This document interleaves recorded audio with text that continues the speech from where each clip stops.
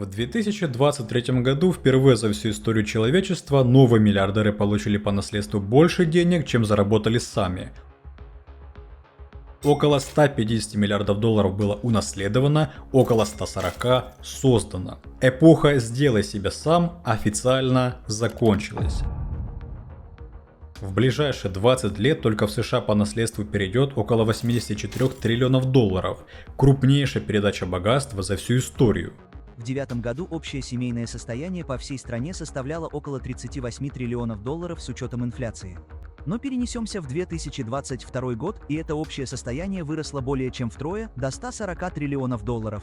И они собираются передать свое богатство своим детям. Эти деньги получают не те, кто годами работал на износ, не те, кто оказался талантливее, не те, кто победил в честной конкуренции.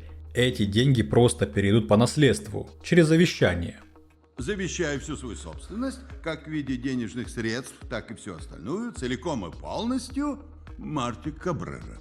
Экономист Рачетти изучил налоговые данные десятков миллионов людей и выяснил, ребенок из богатой семьи имеет в 10 раз больше шансов стать изобретателем, чем ребенок из бедной семьи, с точно такими же оценками по математике. Ученые назвали это «потерянные Эйнштейны». Вдумайтесь, где-то прямо сейчас растет человек, который мог бы изобрести лекарство от рака. Но он его не изобретет, потому что родился не в богатой семье. У его родителей просто нет денег на престижный университет, лучших репетиторов и спокойные годы подготовки. Британские исследователи много лет наблюдали за детьми из разных семей и увидели закономерность, которую трудно принять. В самом начале талант реально имеет значение. Умный ребенок из бедной семьи часто показывает результаты лучше, чем ребенок из богатой семьи со средними способностями. Но дальше в игру вступают деньги, репетиторы, хорошие школы, спокойная обстановка дома, кружки, подготовка и связи родителей. И уже к школьному возрасту происходит перелом. Богатый посредственный ребенок начинает обгонять бедного одаренного. Не потому, что он стал талантливее, а потому, что вокруг него построили систему поддержки, которую у другого просто не было. Бедный ребенок проигрывает не талантами, он проигрывает условиями самого рождения. Оглянитесь вокруг. Лучшую вакансию в вашей компании получил не лучший специалист, а чей-то зять. Квартиру в новостройке купил не тот, кто упорно копил и работал, а тот, кому подарили. В депутатском кресле сидит не самый умный и честный человек, который работает на благо общества, а тот самый сын. Внимание, статус, деньги, женщины и слава – все это достается человеку, который в жизни палец о палец не ударил, просто потому что он родился в нужной семье. Вы это видели, и вы это знаете, и каждый раз внутри звучит один и тот же вопрос. И если сегодня все чаще решает не труд, не талант, а фамилия и деньги родителей, тогда зачем вообще стараться? Зачем рвать спину, если все лучшее достанутся избранным? Добро пожаловать в современный феодализм. В этом видео я отвечу на главный вопрос нового поколения.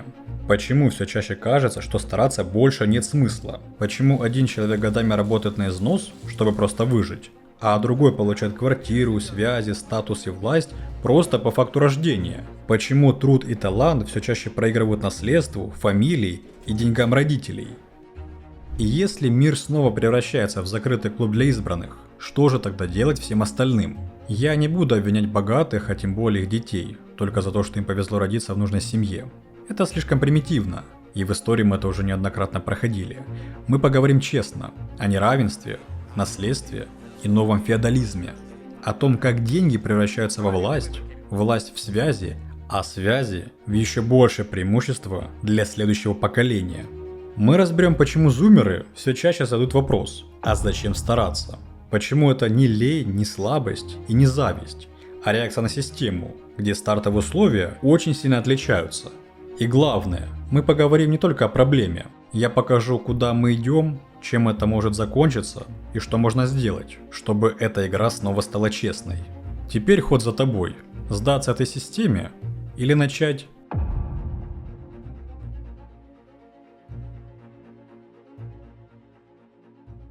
Если вам говорили, тебе нужно поступить в университет, потом найти работу, и пусть многие пошли не по стопам их родителей, но путь, который они выбрали, остался тем же. Большинство людей родились не в богатых семьях. В Америке 1 человек из 100 в возрасте 60 лет становится богатым. И это происходит в одной из очень богатых стран мира. 1 из 100. 4 становятся самостоятельными, а почти 56% становятся зависимыми от правительства и пенсий. И их уровень жизни идет вниз.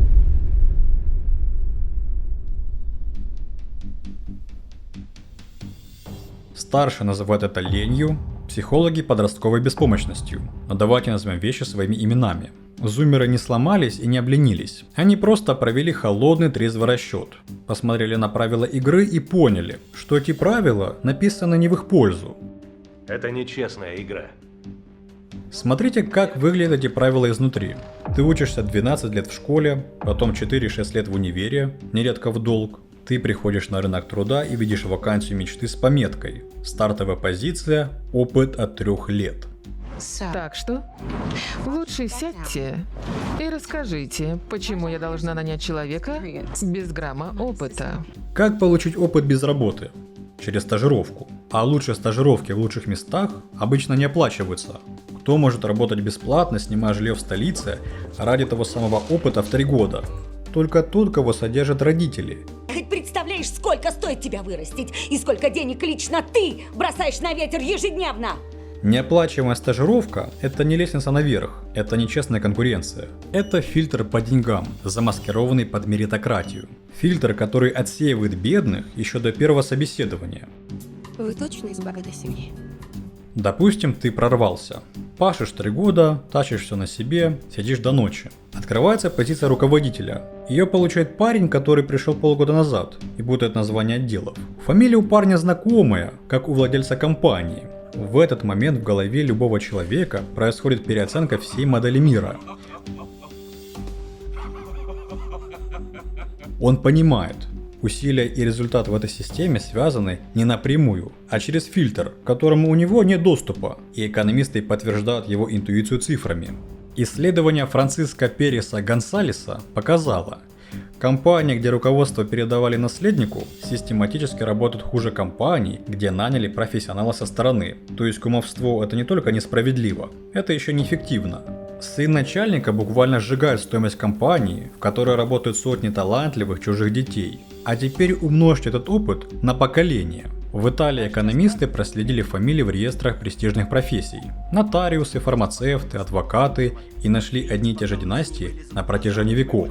Профессия наследуется, как в средневековье наследовалась земля, мельница или мастерская отца. В Японии около трети депутатов правящих партий – потомственные политики. Премьер-министрами десятилетиями становятся внуки и правнуки премьер-министров. Слово «непотизм» вообще родилось в Ватикане. Римские папы, не имевшие официальных детей, раздавали кардинальские шапки племянникам – непоти.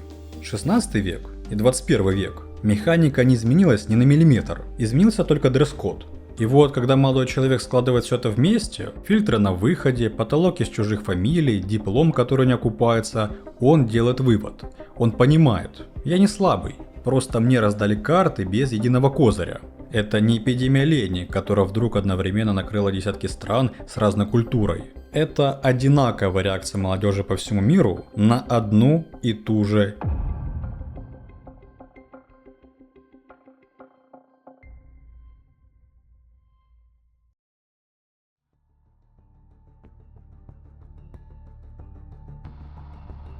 Вы наверняка видели таких парней, просто листая ленту. Ему нет и 30. Дорогие машины, отдых за границей, новая квартира, красивые девушки рядом, столики в ресторанах, где ужин стоит месячную зарплату обычного человека, и ты на это все смотришь и задаешься вопросом: откуда? Он же такой молодой, когда он успел все это заработать? Откуда у него деньги? Ответ простой. Чаще всего никак. Он не построил бизнес, не прошел путь с нуля, ничего не создал, не поднялся сам ни на одну ступеньку. Его просто подняли на лифте, ключ от которого выдали при рождении его родители. Он живет жизнь, которую умный, работающий и талантливый человек не может получить даже за 30 лет усилий. И самое жесткое, общество им восхищается. Раньше это раздражало локально, но есть в городе пару мажоров и ладно. Соцсети превратили локальное раздражение в глобальную витрину. Экономика внимания устроена жестко, она показывает не типичное, а предельное. Алгоритм не покажет вам миллионы парней, которые честно работают днями и ночами. Соцсети покажут одного, который на яхте. И вот парадокс. Уже само богатство, без всяких достижений, стало профессией и статусом. Он уже может зарабатывать на своем блоге, просто показывая свою богатую жизнь. Наследник — это теперь медийное амплуа. Быть богатым по факту рождения достаточно, чтобы тебя слушали миллионы. Извините. О чем слушали, неважно. Работает ли это в отношениях между мужчиной и женщиной? Конечно, да. В онлайн-знакомствах это видно особенно жестко. Когда у мужчины в анкете указан высокий доход, он получает намного больше откликов, даже если фотографии, возраст и внешность остаются теми же. Деньги становятся не просто плюсом, они резко повышают его шансы быть замеченным. Социологи фиксируют и обратную сторону. Молодые мужчины без стабильного дохода и жилья массово выпадают из брачного рынка вообще. Рекордные доли молодых людей без отношений очень сильно выросли. Это не значит, что всем нужны только деньги. Отношения намного сложнее. Но это значит другое. Жилье и доход всегда были фундаментом, на котором строится семья. Уберите у целого поколения фундамент и не удивляйтесь, что стройка не начинается. Одиночество зумеров – это вполне рациональный ответ системе. У них просто нет возможности заводить детей. Мы не можем завести ребенка сейчас. Не при сегодняшней ситуации на рынке. Боже, нет. Это было бы бессмысленно. Давайте проведем эксперимент. Поставьте рядом двух молодых людей. Первый – умный, упорный, талантливый парень из бедной семьи. Второй – посредственный, но родившийся наверху. И проследим их жизнь по годам. Детство. Помните британское исследование с самого начала? Одаренный бедный ребенок обгоняет богатого посредственного только до школы. Дальше в дело вступают репетиторы, кружки, спокойствие в доме, и богатый ребенок уходит вперед, уже навсегда.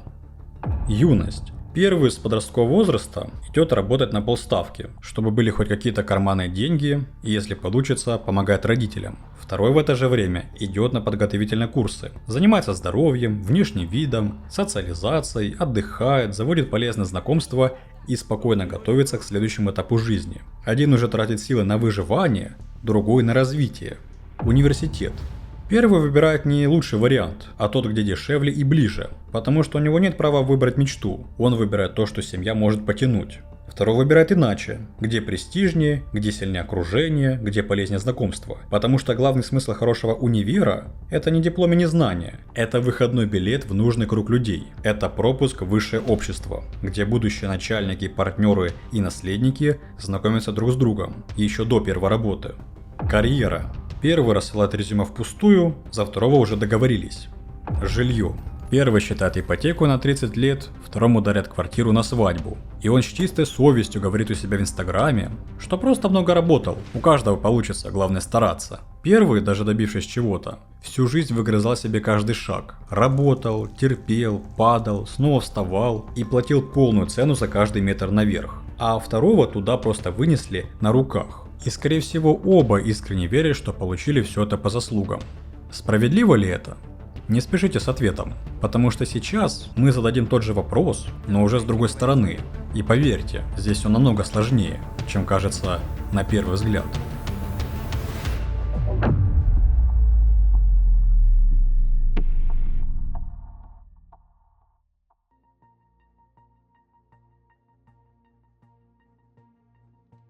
Ответьте себе честно, только по-настоящему честно.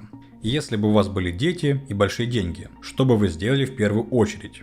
Я почти уверен, вы бы постарались сделать жизнь своих детей лучше. Лучшая школа, лучшие врачи, квартира к совершеннолетию и звонок нужному человеку перед их первым собеседованием. Подстелить соломку везде, где только можно, потому что желание, чтобы твои дети жили лучше тебя, это не жадность и не грех, это база. Мы что, не должны обеспечить лучшую жизнь нашим детям? Это, возможно, самый древний и самый честный инстинкт человека, древнее государства, денег и морали. Ради этого наши предки пересекали океаны, вставали к станкам и работали на износ. Да, и далеко ходить не нужно. Вспомните своих родителей. Многие из них делали то же самое, в пределах своих возможностей. Не покупали себе, экономили на себе, отказывались от отдыха, лишь бы вам дать лучшее. Выручишь меня? Джимми. Потому что каждый нормальный родитель хочет одного, чтобы его ребенок жил лучше, чем жил он сам. А теперь остановитесь и просто подумайте, потому что здесь прячется главный парадокс этого видео. Что же по факту означает подстелить соломку своему ребенку? Это означает выдернуть соломку из-под чужого. Место в хорошей школе одно, позиция в компании одна, ресурсов на всех не хватит. Каждый раз, когда ваша любовь покупает вашему ребенку преимущество, чей-то чужой ребенок, тот самый умный парень из бедной семьи, этого не получает. Вы не хотели ему зла, вы вообще в этом не думали, вы просто любили своего. Честно, гонка умирает не потому, что кто-то специально хочет зла, она умирает потому, что каждый родитель пытается подтолкнуть своего ребенка вперед. Вот почему в этом видео нет и не будет ненависти к богатым. Разумеется, речь идет о тех, кто заработал свои деньги честным трудом. Те, кто построил богатство на обмане, коррупции и воровстве, это уже совсем другая история. Ненавидеть их за то, что они обеспечивают своих детей, значит ненавидеть их за то, что вы сами сделали бы на их месте. И вы это знаете. Проблема не в людях. Проблема в том, что суммируется из их нормальных, человеческих и даже благородных поступков. Экономисты называют это ловушкой композиции. То, что хорошо для каждого в отдельности, может быть катастрофой для всех вместе. Каждый родитель, дающий фору своему ребенку, прав. Но если каждый родитель имеет право дать своему ребенку все, что он хочет, без ограничений, то в итоге общество разделяется на тех, кому повезло с родителями, и тех, кому нет. И это будет уже не страна возможностей, а каста. Закрытый круг, куда не попасть, если ты родился не в той семье. Философ Джон Роллс предложил интересный тест. Представьте, вы еще не родились. Вы проектируете правила мира, не зная, кем в нем окажетесь. Наследником или сыном богатого человека. Вы этого не знаете. Какие правила наследства, найма и образования вы бы написали? Будьте честны, вы бы не выбрали коммунизм. Вдруг бы вы родились талантливым, сильным и умным. Зачем вам мир, где всех искусственно уравнивают? Но вы бы не выбрали сегодняшний порядок, потому что билет родиться наверху выпадает единицам, а лотерея рождения слепа. Завтра на месте бедного ребенка без связей можете оказаться вы. Вы бы искали что-то серое, что-то посередине. Мир, где родители имеют право передавать детям плоды своего честного труда. Но где жизнь чужого ребенка не ломается только потому, что его родители не смогли купить ему такой же старт. И заметьте, это не коммунизм, не зависть и не идеология. Это просто честность. Когда вы не знаете, в какой семье родитесь, вы почти наверняка выберете мир, где талант и труд все чаще может победить наследство. Но давайте посмотрим, что происходит, когда это правило игнорируют, когда преимущества начинают передавать не просто внутри семьи, а внутри государства, когда наверх приходят не самые умные, не самые честные и не самые способные, а самые близкие к нужным людям. И вот здесь цена становится совсем другой, потому что на кону уже не должности в компании, на кону судьба целой.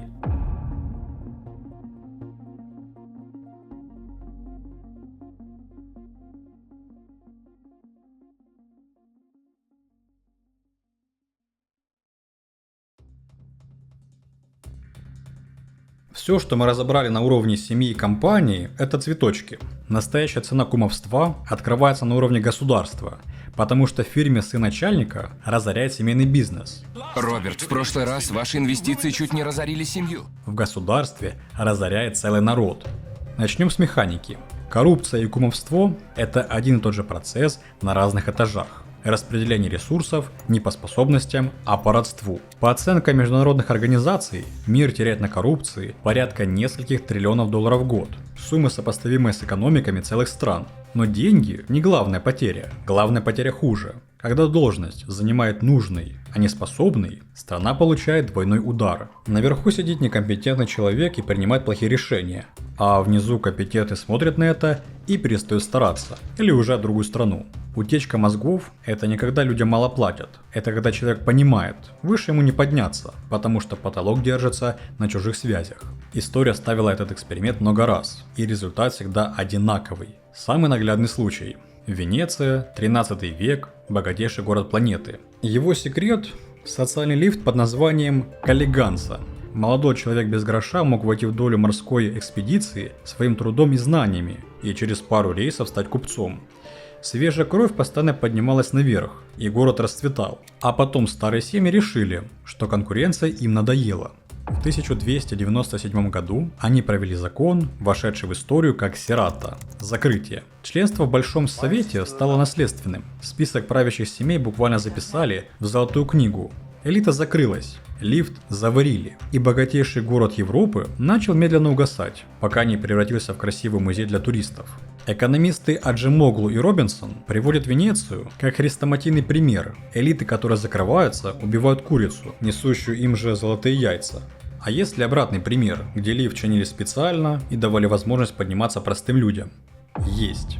Императорский Китай почти 1500 лет держал систему Кэйдзюй – государственные экзамены на должность. Анонимные работы переписаны чужим почерком, чтобы экзаменатор не узнал автора, кабинки-одиночки, жесткие наказания за протекцию. Сын крестьянина, сдавший экзамен, становился чиновником, и такие случаи были не разовыми. Богатые могли годами оплачивать подготовку, но сам принцип оценивать текст, а не фамилию, позволил огромной империи веками черпать таланты из всех слоев.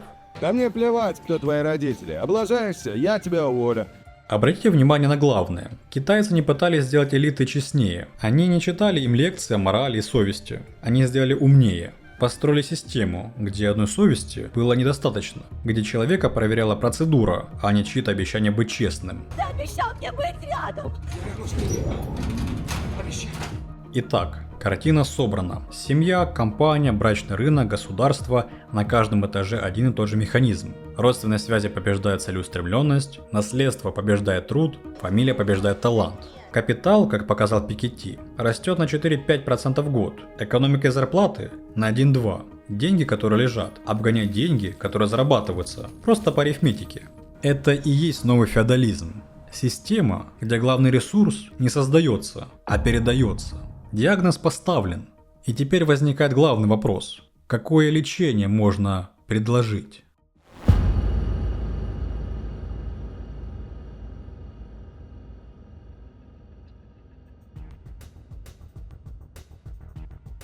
Когда люди слышат слово «неравенство», в голове обычно включается один из двух готовых сценариев. Первый – отнять и поделить. Революция, экспроприация, всех уравнять, снести старую систему до основания. Это логика радикального социализма и коммунизма. Если богатство создает неравенство, значит нужно забрать богатство и перераспределить его силой. Мы грабили богачей, чтобы раздать деньги бедным. А ведь, строго говоря, мы просто крали и у богатых, и у бедных. Второй сценарий – смириться. Принять, что сильный зарабатывает больше, богатый становится еще богаче, а бедный должен просто терпеть и работать дальше. Это природа. Сильный ест слабого.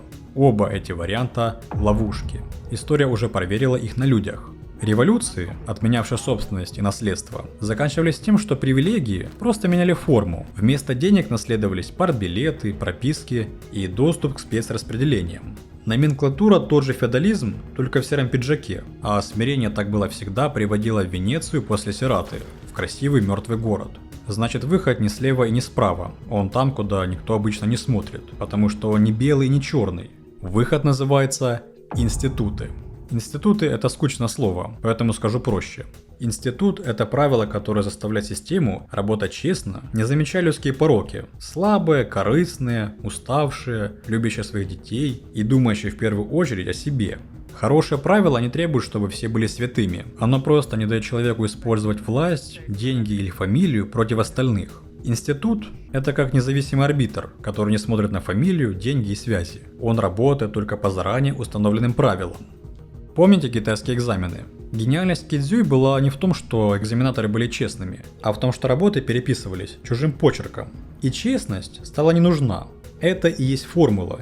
Не менять человека, менять процедуру. Современный мир знает такие процедуры, и они дают измеримый эффект. Пример, ставший классикой. Американские оркестры десятилетиями почти не брали женщин по гендерным причинам. Дирижеры клялись, что женщины просто по природе играют хуже мужчин. Потом прослушивания сделали слепыми. Музыкант играет за ширмой, комиссия не видит лица, ни пола, ни фамилии. Доля женщин, проходящих отбор, выросла в разы. Ширма из ткани победила предупреждение, которое не могли победить десятилетия споров. Теперь проецируйте эту ширму на все общество. Анонимные первые туры найма, где в резюме нет фамилии, вуза и фотографии, конкурсные экзамены на госдолжности вместо собеседований по рекомендации, публичные реестры собственности чиновников и их родственников. Это важно, чтобы соломка, подстеленная сыну министра, была видима всем. Каждая такая ширма скучная и бюрократическая, и каждая делает фамилию чуть менее важной, чем результат. Чем больше в стране работающих институтов, независимых судов, честных правил, прозрачных конкурсов, нормальной защиты собственности и понятных законов, тем меньше все решают связи и звонки нужным людям. И тем сильнее становится сама страна, потому что бизнес не боится инвестировать, талантливые люди не уезжают, молодые понимают, что у них есть шанс пробиться, а общество начинает богатеть не за счет близости к власти, а за счет труда, идей и конкуренции. Именно поэтому страны с сильными институтами обычно богаче, стабильнее и комфортнее для жизни, потому что там свод правил обычно работает лучше и эффективнее, чем личные связи. Теперь про деньги. Вопрос налога на наследство, вероятно, самый спорный в экономике, и у обеих сторон есть правда. Противники налога на наследство говорят, эти деньги уже облагались налогами, это чей-то труд, запретишь передавать, и люди перестанут стараться. И в этом есть правда. Сторонники отвечают иначе. Если ничего не менять, богатство само начинает превращаться в касту. Piketty показал простую арифметику. Капитал растет быстрее, чем зарплаты и экономика. Деньги, которые уже есть, со временем приносят еще больше денег. А те, кто начинает с нуля, все сильнее отстают. И дело не в том, что богатые злые. Дело в том, что проценты работают каждый день. Они не спят, не устают и не берут выходных. Через несколько поколений такая система почти неизбежно превращает общество в закрытый клуб наследников. Серое решение, которое нащупывают разные страны, звучит так. Не запретить наследство, а иначе. Наследуй сколько угодно, но общество с этих потоков финансирует высокий общий старт. Что я имею в виду? Не опустить потолок для одних, а поднять пол для всех. Сильная бесплатная школа, доступная медицина и жилье, которое строится, а не только дорожает. Скандинавские страны с их сочетанием свободного рынка и мощного общего старта десятилетиями держатся на верхних строчках одновременно по двум рейтингам, которые якобы несовместимы. По числу предпринимателей на душу населения и по социальной мобильности. Оказывается, самый надежный способ вырастить людей, которые всего добились сами, это общество, где падать не смертельно, а стартовать не унизительно. И вот это важно. За такие правила выступают в том числе и богатые люди, которые это поняли. Эндрю Карнеги, богатейший человек своей эпохи, написал: «Тот, кто умирает богатым, умирает опозоренным и отдал свое состояние на библиотеки и универы». Уоррен Баффет десятилетиями повторяет, что огромные династические состояния – это как если бы олимпийскую сборную набирали из не лучших спортсменов страны, а только из детей бывших чемпионов. Некоторые миллиардеры понимают одну вещь. Если капитал застывает только наверху, система становится шаткой. Экономика держится не только на миллиардерах, она держится на потребителях, то есть на нас с вами. Чем лучше живет обычный человек, тем больше он покупает, создает, учится, работает, строит бизнес, рождает детей и двигает страну вперед. И от этого выигрывают все, в том числе и богатые. Потому что богатым тоже нужна не мертвая страна с бедным населением, а сильная экономика, где есть спрос, безопасность, доверие и будущее. Умные богатые понимают, если общество становится слишком неравным, оно рано или поздно начинает трещать. Чем слабее система, тем выше риск, что однажды рухнет не только жизнь бедных, но и состояние самых богатых, вместе с будущими их детей. История уже показывала это. Когда неравенство становится слишком жестким, общество перестает просить справедливости спокойно, а оно начинает забирать ее силой. Умные богатые помнят урок Венеции. Они понимают, закрытая элита в третьем поколении деградирует, а общество без лифтов однажды перестает спрашивать разрешения. Честные правила – это не война против богатых, это страховка.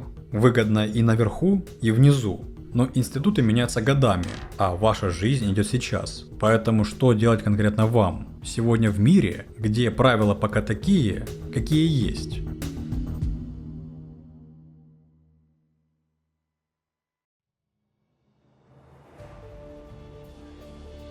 Сразу отбросим банальщину. Вставай в 5 утра, просто верь в себя, мысли позитивно. Мотивационная индустрия по сути перекладывает системную проблему на твои плечи. Не пробился, значит мало визуализировал. После всего, что вы услышали, вы понимаете, почему это ложь. Но противоположная ложь не лучше. Все решено уже заранее, ложись и лежи. Правда посередине, и она рабочая. Вот 8 ходов. Каждый вытекает из фактов этого видео. Никакой магии, только реально полезные рабочие советы. Ход первый. Разделите две войны. Есть война, которую вы не выиграете в одиночку. Цены на жилье, чужие фамилии в креслах. Злиться на это ежедневно, как злиться на погоду. Буре все равно, а вы только выгорите. И вы совсем не волнуетесь. А это поможет? И есть война, которая целиком ваша.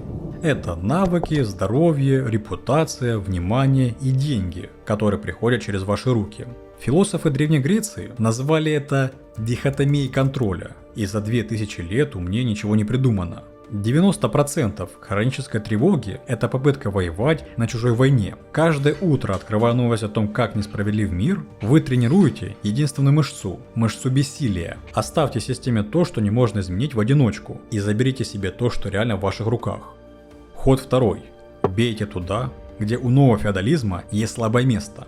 У старого феодализма слабых мест почти не было. Крестьянин не мог просто накопить и купить себе землю у барона. Он рождался внизу и чаще всего умирал там же. Но у нового феодализма слабое место есть. И называется оно просто навык. Деньги передаются, связи передаются, компетенция нет. Сын хирурга не умеет оперировать по факту рождения. Именно поэтому наследники в среднем и разваливают компании. Помните исследование? В мире, где капитал растет быстрее зарплат, единственный ваш актив, способный расти быстрее капитала, это вы сами. Но здесь важна точность. Не любой навык. Редкий, сложный и проверяемый. Редкий – значит им владеют немногие. Сложный – значит его нельзя освоить за выходные. И это хорошо. Сложность – это и есть ваш козырь от конкурентов. Проверяемый – значит результат виден без рекомендаций. Код либо работает, либо нет. Шов либо держит, либо нет. Реклама либо продает, либо нет. Там, где результат можно измерить, фамилия теряет власть. Заметьте, наследники почти не идут в профессии с проверяемым результатом. Там нельзя спрятаться за фамилию. Вот вам и козырная карта. Сегодня с помощью искусственного интеллекта порог входа стал ниже. Почти любой сложный навык можно начать осваивать без дорогого универа, связей и богатых родителей. Ход третий. Перестаньте жить только зарплатой. Начинайте владеть. Вспомните механику из 2 главы. После каждого кризиса печатный станок делал богатыми тех, у кого были активы, и беднее тех, у кого была только зарплата. Из этого следует вывод. В этой системе спасается не тот, кто больше зарабатывает, а тот, кто хоть чем-то владеет. Есть проблема? И большая. Похоже, вы не поняли, что у вас за бизнес. Вам надо заниматься не бургерами, а землей и недвижимостью. Да, вам не купить квартиру завтра, но принцип масштабируется вниз. Регулярные, пусть крошечные вложения в самые скучные широкие инвестиционные инструменты – это способ поставить хотя бы одну ногу на тот самый быстрый эскалатор, где едут деньги богатых. Здесь работает все та же магия процентов, что и строила династии, просто теперь на вас. Львиную долю вашего капитала создают не ваши взносы, а время. Время – единственный ресурс, которого у зумеров больше, чем у любого миллиардера планеты. Богатые это знают. Поэтому их детям открывают счета в день рождения. Никто не откроет счет вам, кроме вас. И да, это скучно. Все, что реально работает, очень скучно и долго. Без Ламборгини и яхт первую неделю, но на дистанции это работает. Ход четвертый. Строй свою сеть. Вот парадокс поколения. Оно ненавидит кумовство и одновременно является самым одиноким в истории человечества. Но что такое связи, если убрать негативную оболочку? Сеть людей, которые друг другу помогают. У элит она называется окружение, у остальных – блат. Хотя механика одна. Разница между коррупцией и социальным капиталом проста. Коррупция – это когда связи поднимают компетентность, а социальный капитал – когда связи открывают дверь, в которую ты входишь со своей компетентностью. Первое разрушает, второе строило все великие карьеры в истории.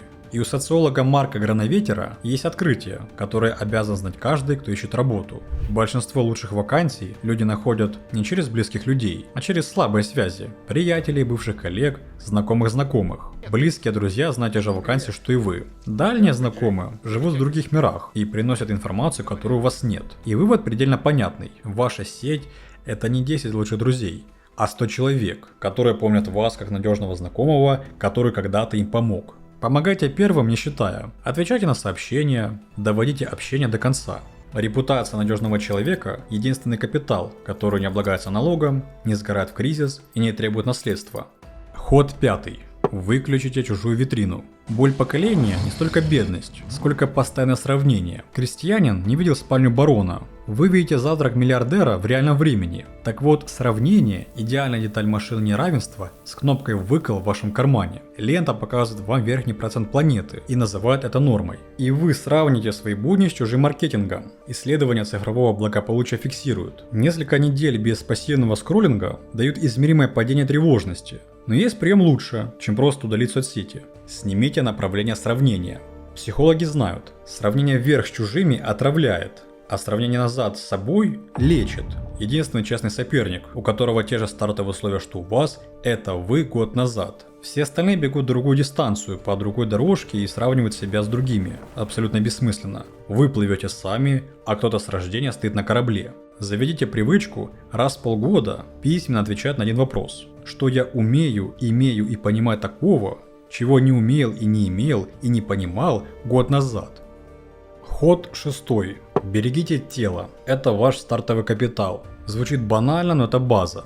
Исследования показывают, богатые и бедные в развитых странах различаются продолжительностью здоровой жизни на 10 и более лет. Сон, движение и еда – это нездоровый образ жизни из рекламы. Это единственный актив, который выдали при рождении каждому, включая вас, и который бедностью чаще всего сжигает первым – стрессом, ночными сменами, дешевой едой и сэкономленным сном. Наследник может позволить себе 10 лет прожигать здоровье, за его спиной лучше клиники. У вас такой страховки нет. И это не повод обижаться. Это просто условие, от которого нужно строить стратегию. Ваше тело – это единственный ресурс, который достался вам без наследства. Если вы его бережете, у вас остаются силы учиться, работать, строить связи и двигаться дальше. Если вы его постоянно сжигаете недосыпом, стрессом, плохой едой, вредными привычками и перегрузками, оно начинает ломаться именно тогда, когда ваши навыки и репутация наконец-то начнут приносить результат. Ход 7. Не путайте отказ от гонки с отказом от жизни. Лежать ровно – понятный жест, но у него есть цена, о которой молчат. Системе все равно, ваш тихий бойкот никого не пугает, он лишь освобождает место. Демография упряма. Старые элиты не вечны, каждый год их становится меньше, а новое поколение больше, и рано или поздно именно молодое поколение окажется за столом, где пишутся правила. Правила передачи 84 триллионов долларов, налоги, законы о жилье и доступ к образованию будут написаны при жизни нового поколения. Их напишут те, кто придет голосовать, объединяться, требовать, избираться, или те, кто останется лежать. Кто, если не мы, молодое поколение, сможет поменять правила игры? Феодализм в истории всегда заканчивался одинаково. Не потому что барон раскаялся, а потому что остальные перестали играть по их правилам. Вместе, не поодиночке. И ход 8. Про смысл. Делай, что нравится. Но в 20 лет мало кто знает, что ему нравится. И это нормально. Хуже того, любимое дело, которое все говорят найти, почти никогда не находится поиском. Психологи, изучившие людей, увлеченных своим делом, обнаружили обратную последовательность. Сначала человек становится в чем-то хорош, потом получает за это признание и автономию, и только потом начинает это любить. Страсть не причина мастерства, страсть это его следствие. Смысл выращивают как мышцу. На пересечении 4 вопросов. Что я умею, что мне интересно, что нужно людям и за что готовы платить. Ни один из 4 не звучит, что я люблю. Аппетит приходит во время еды. Поэтому самый практичный совет звучит скромно. Выберите направление, в котором не стыдно стать хорошим специалистом. И дайте ему 2 честных года. Не 2 месяца, 2 года. Право сказать «это не мое» нужно заработать усилием. Иначе «не мое» это просто трудно. Да, идти без карты страшно, но у этого есть другая сторона. Тот, кто идет без карты, может прийти туда, куда карта не вела никого. Ход 8. Пересчитайте все предыдущие хода и заметьте общий знаменатель. Ни один не требует стартового капитала, связей или наследства. Все, что они требуют – времени и постоянства. То есть ровно тех 2 вещей, которые невозможно унаследовать. Система отняла у нашего поколения многое, но поле, на котором играют временем и упорством, отнять невозможно. На нем наследники, как мы видим, как раз и проигрывают. Осталось последнее – поднять глаза и наконец-то увидеть всю эту игру целиком.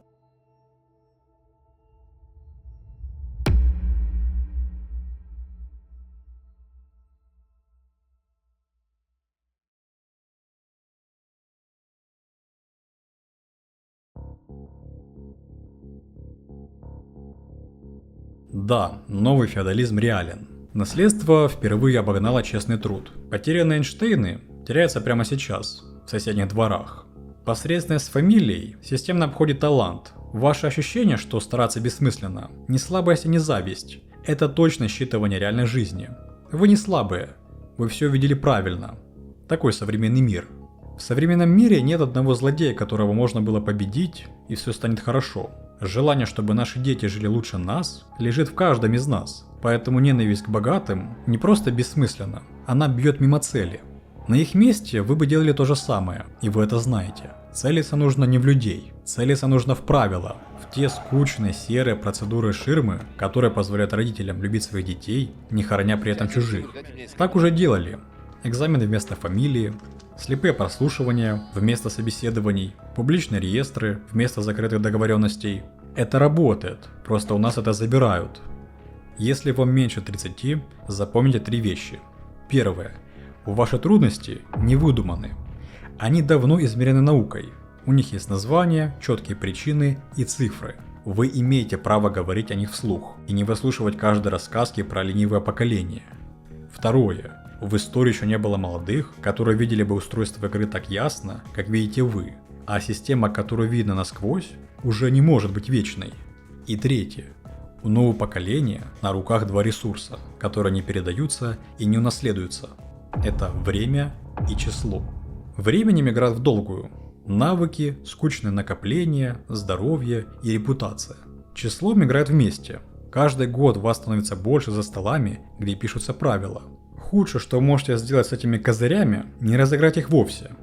Если вам за 50, ваши дети жалуются не на жизнь, они жалуются на монету, которая при вас падала орлом 9 раз из 10, а при них падает всего 5. Это не упрек вам. Вы играли той монетой, которую выдали, и честно ее отработали. Но у вас на руках сейчас нечто большее, чем квартиры и счета. Вы то самое поколение, через которое пройдут 84 триллиона долларов, и вместе с деньгами вы передаете правила. Какими будут налоги, школы, законы о жилье и входные двери профессий. У вас еще есть время задать себе один вопрос. Если бы ваш внук родился не в вашей семье, а в случайной, вы бы оставили мир таким, каким оставляете? Если да, вам не в чем себя упрекать. Если вы задумались, это и есть начало. В Венеции после Сераты завели золотую книгу, реестр семей, которым принадлежит будущее. Все, кого в книге не было, могли стараться сколько угодно, их старание больше ничего не решало. Город умер не в день, когда книгу открыли, он умирал на протяжении 300 лет. И знаете, что в этой истории самое страшное? Ни один венецианец не выбирал упадок, никто не хотел плохого исхода. Каждый просто заботился о своих детях и был по-своему прав. Наша золотая книга сегодня пишется в завещаниях, реестрах недвижимости и телефонных книжках нужных людей. Но следующему поколению ключи передадим уже мы. И пока книга еще не закрыта, у нас остается шанс сделать этот мир лучше. Не только ради себя, а ради тех, кто придет после нас.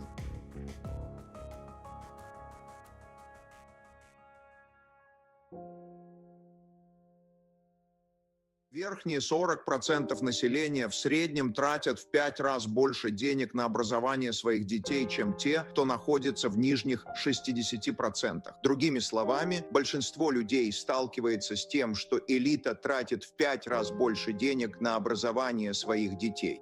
Элита, а также люди ниже по уровню, тоже хотят хорошо заботиться о своих детях. Они не делают ничего плохого, но это поддерживает разрыв в возможностях. Так что эти структурные причины, не какие-то злодеи, а именно структурные причины приводят к результату, который, как мне кажется, во-первых, либо несправедлив, либо нам не нужен, потому что мы не используем этот потенциал, и это может привести к гражданской войне или, знаете, к какому-то виду революции. Так что с этим нужно что-то делать.